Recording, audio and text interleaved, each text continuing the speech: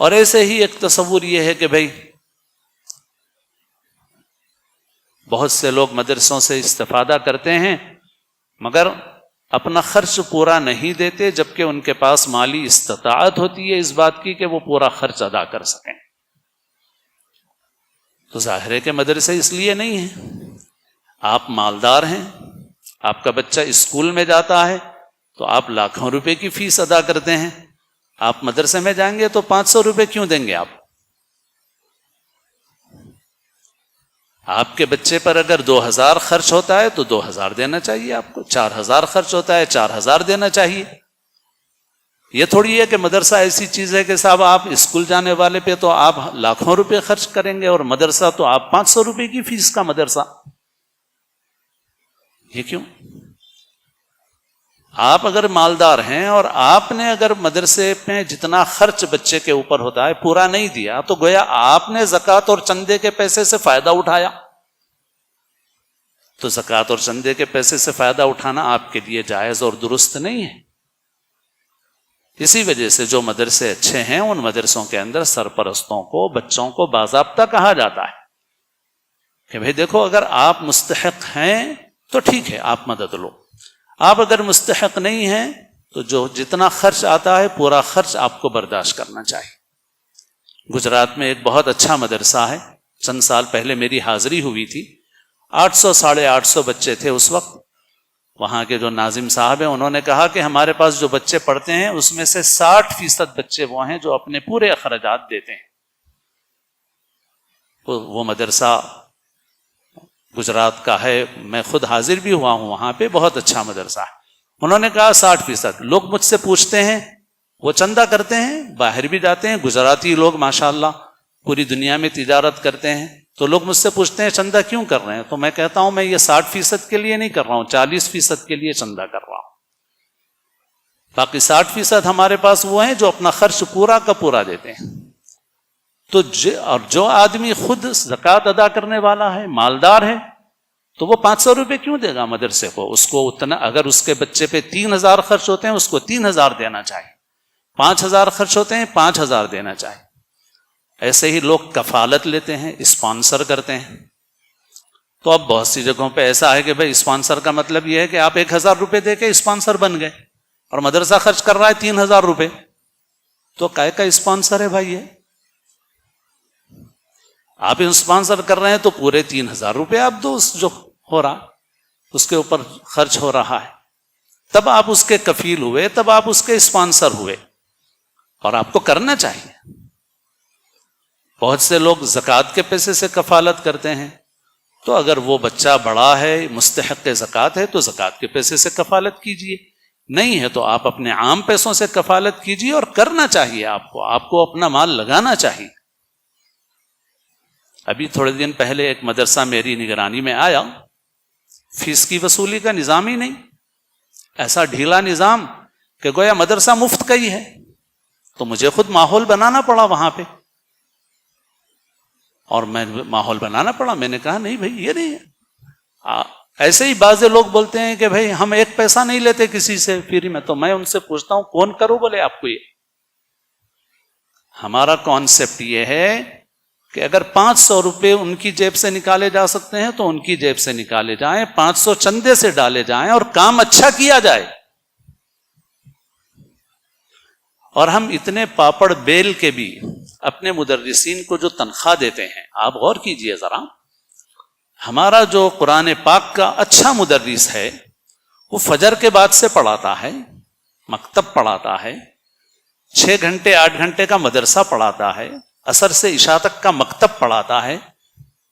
کون اتنی ملازمت کرتا ہے بھائی؟ کون سا سرکاری ملازم کرتا ہے؟ کون سا سرکاری ٹیچر کرتا ہے؟ کون سا کلرک کرتا ہے؟ صبح سے لے کے شام تک کا کتنی تنخواہ ملتی ہے اس کو، کتنی یافت کما لیتا ہے وہ؟ یہ پورا کا پورا صبح سے لے کے شام تک کا وقت لگا کے 30,000 کما لے تو اس نے ایک اچھی کمائی کر لی، اور 15,000 گھر کے کرائے میں چلے جائیں تو 15,000 میں اسے گھر چلانا ہے۔ پھر بھی آپ کی آنکھوں میں چبھتے ہیں یہ، آپ کے دل میں کانٹا بنے ہوئے ہیں یہ۔ ہم اگر اچھی سے اچھی بھی دے رہے ہیں تو 8 گھنٹے میں اس کو 21,000 20,000 22,000 23,000 اور پورا فجر سے لے کے عشاء تک لگا کے وہ 30,000 کے آس پاس کماتا ہے. 10 سے 15,000 اس کے گھر کے کرائے میں چلے گئے تو اس کا گھر کیسے چلے گا؟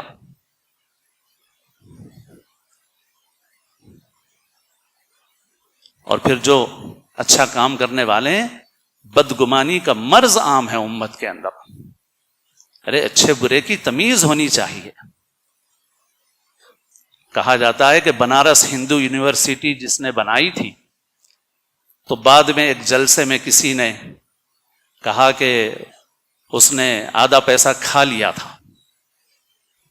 تو کہتے ہیں کہ مجمع میں سے ایک آدمی اسٹیج پہ آیا اور اس نے کہا کہ اگر اس نے آدھا پیسہ کھا لیا تھا اور قوم کو اس نے یہ یونیورسٹی دی ہے تو میں اس کا احسان مند ہوں، اور میں آج اس شخص کا ساتھ دینے کے لیے تیار ہوں جو 100% کھائے، 100% لگائے، 100% کھائے، مگر ہماری قوم کو ایک ایسی یونیورسٹی دینے کے لیے تیار ہو تو میں اس کا ساتھ دینے کے لیے تیار ہوں.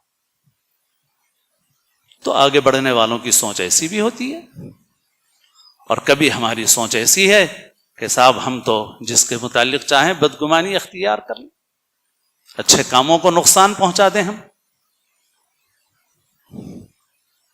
تو بہرحال میرے دوستوں، مدرسے کے متعلق ہمیں اپنے تصور کو بدلنے کی ضرورت ہے، اور مدرسے میں پڑھانے والوں کے متعلق بھی اپنے تصور کو بدلنے کی ضرورت ہے.